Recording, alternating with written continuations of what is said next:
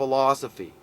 But understand this, all they needed to do was to inflate the heck out of a commodity. But it couldn't be a luxury commodity. They couldn't pick on wristwatches or automobiles or appliances or laptops or TVs or VCRs. No, they had to pick on an essential human need commodity. And this is what I find so reprehensible. This is what just drives me nuts to the nth degree, is because I see right through what they've done. They picked on housing. Okay, Reagan was useless with his trickle-down economics. Okay, all straight up, miserable failure. Village idiot like Bush 43. Okay, and Clinton, miserable failure with his allowing the Glass-Steagall Act to expire and allowing the bankers to go wild west on us, pulling the regulations that used to keep the banking class at bay, these hungry wolves that wanted to be set free from these regulations, from what, let's term, their cruel socialist masters, for lack of a better term, because that's what they want you to believe, that rent control was somehow, well, that's price fixing, isn't it? You're protecting the poor. Why would you protect the sheep from us wolves?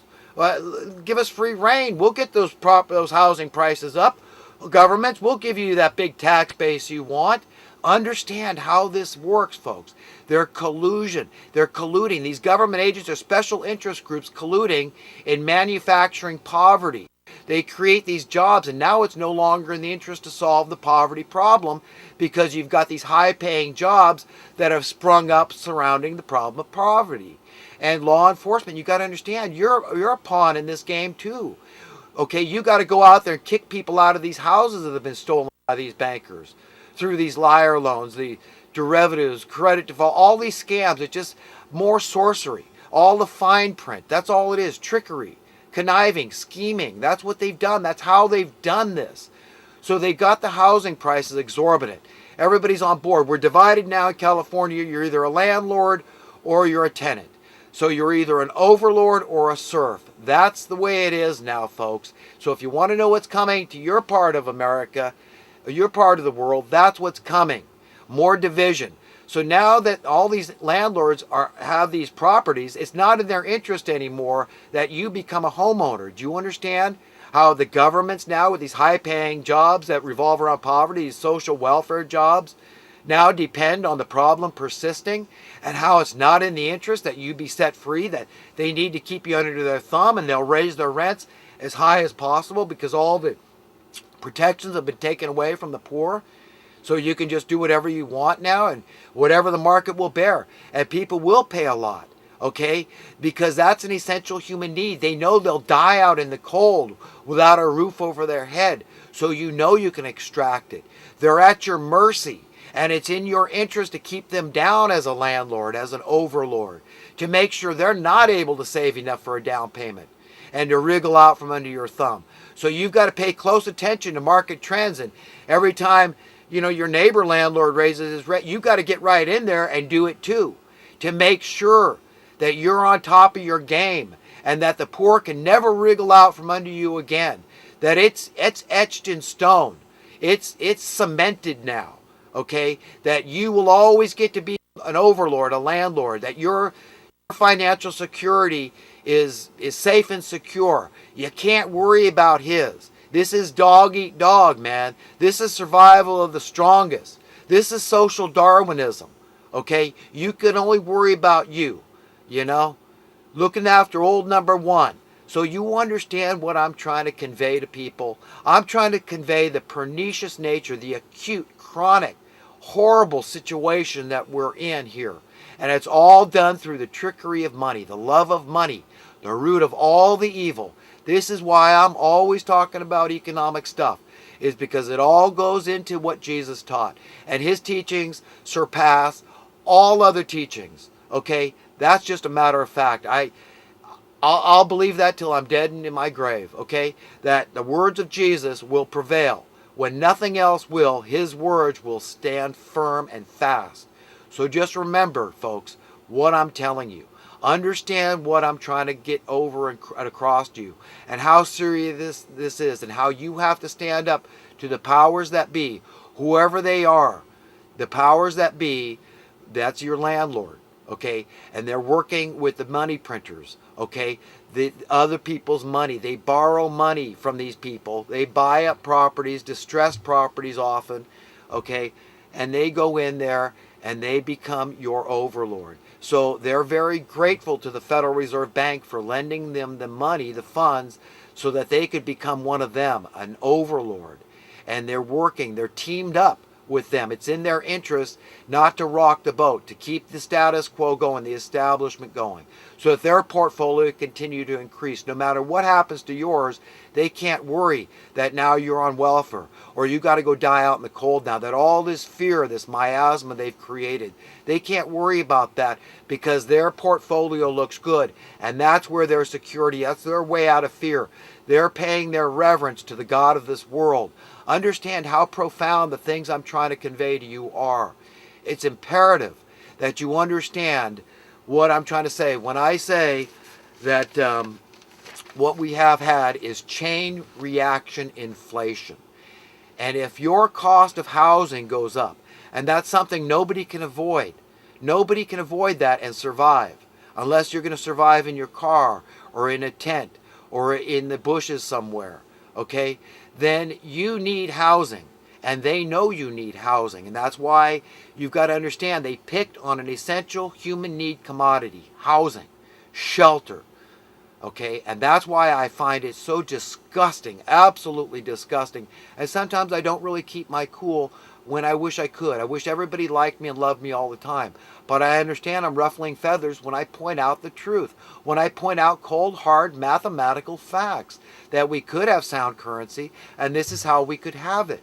When other people point out we could have it the same way, okay? They might use a different method, but at the end of the day, we'll arrive at the same spot, egalitarianism.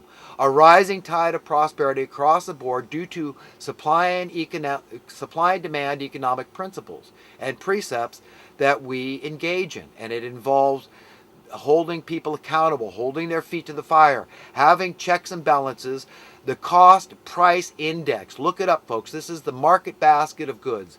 These are economic terms, but it's all calculable. That's the point I'm trying to make.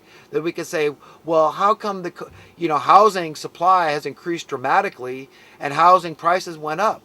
That doesn't jive under supply and demand laws. It just doesn't work.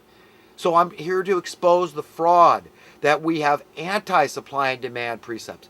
We have gobbledygook. We have the Babylon factor is the rule of the day now. And nobody understands what's what, why things just keep getting worse, why the wealth disparity keeps growing, why poverty keeps growing, why people are in more and more despair and distress about their economic situation, and why more and more people keep feeling more well-heeled and they want the system to work.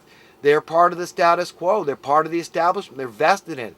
Wall Street's riding high. These are some of the people. And as long as you're working and you say, well, listen, I got a 401k. I might be poor, but someday this system works. I plan on being rich, so I support it. So why don't you just shut up and you communist, it's like, you know what? People are so confused. Okay, they understand fundamentally, like the banking bailout of '08, 90+% of the people, they say, were opposed to it. So at some innate, instinctive level, they knew to be against this thing. They knew they were robbed, but they just didn't understand how it happened. They didn't understand the implications here and how bad it was that our politicians, our whore, sycophant politicians, legitimized this theft of the wealth of our nation. They validated this. Do they really understand, what has happened here and how this is leading to chain reaction inflation? Everybody's trying to keep their head above water. So if your rent went up X, then your income needs to go up X. Do you get it? So, this is where a cost of living adjustment comes in, helping people understand how this would act as a check and balances. This would, if we held people's feet to the fire, this would be accountability to say, look, employers, look, businesses, you don't like to have to give your employees raises because somebody manipulated the market, somebody's fixing prices. Not that the workers have been lazy, and that's why we've got cost of living inflation.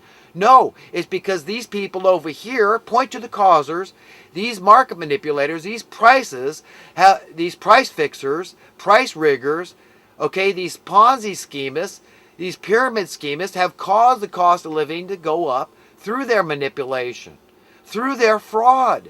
And that's why they need it, because their rent went up. Their landlord, their overlord, who's working for the bankers and the government, the money printers, they are doing this not because they have to do it, because they want to do it, because they can do it.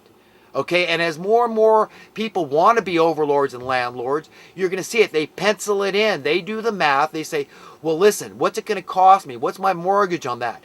And can I extract all of that from my tenants? Hopefully I can get all of it and then some, because I don't want to take out of my pocket to subsidize the cost of that mortgage. I want to make sure my tenant can pay all of that, and then I want a bonus. And I want to make sure I'm on top of that, so every time my neighbor landlord raises rent, I can raise my rent and get it up there. And there's a direct correlation between the cost of purchasing a dwelling and the cost of paying the rent. And all of you people that just go along and say, hey, well, I can afford the rent comfortably, I can afford the mortgage comfortably, and you know what, just shut up. You know what I mean? Because I can do it. Well, I'm telling you, you're part of the